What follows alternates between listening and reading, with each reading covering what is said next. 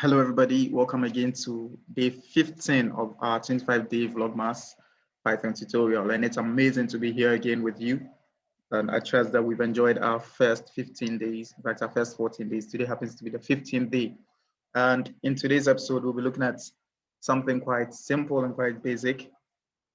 And that's with the NumPy function, the NumPy package. And then within it, there's a unique sub-package or function, which would use to omit duplicates. Now, what I mean by this is you have a list, okay, that contains certain elements, and you want to find out which elements are in that list. You don't want to have duplicates. So let's take, for example, there's A containing, say 1, 2, 3, 1, 2, 4, 1, 5, 6, 3, 8, 7, 9, 10, 22, 3, 21, 5, 22, 67, 4, 6. All right, so there's a list containing just integers. Okay, so if we run this line, we find in our A that it contains just integers, as we've stated them.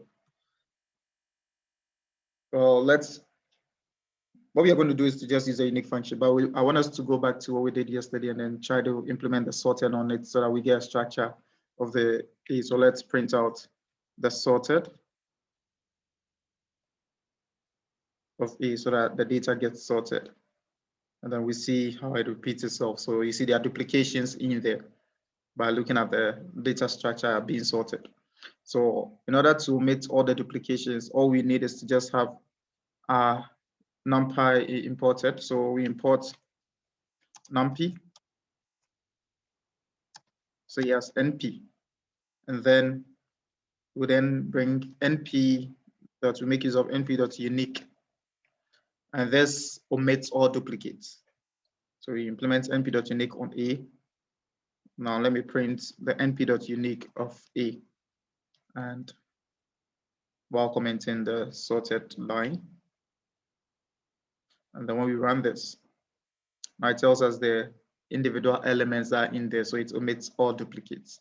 And there's a very simple way to find the number of elements or to find elements within your list without necessarily duplicating them. And this also comes in handy when, especially you're working with a time series and you want to generate your trend line.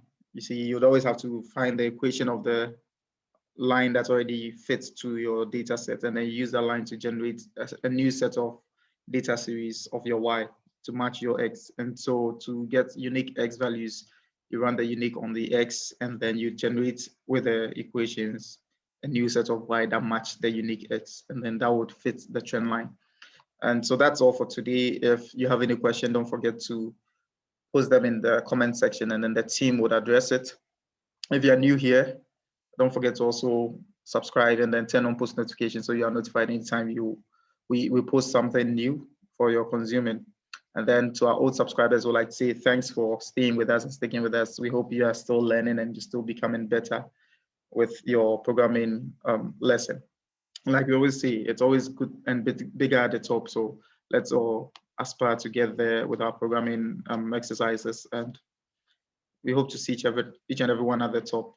Okay, so do have an amazing day and be blessed. See you in the next video. Bye-bye.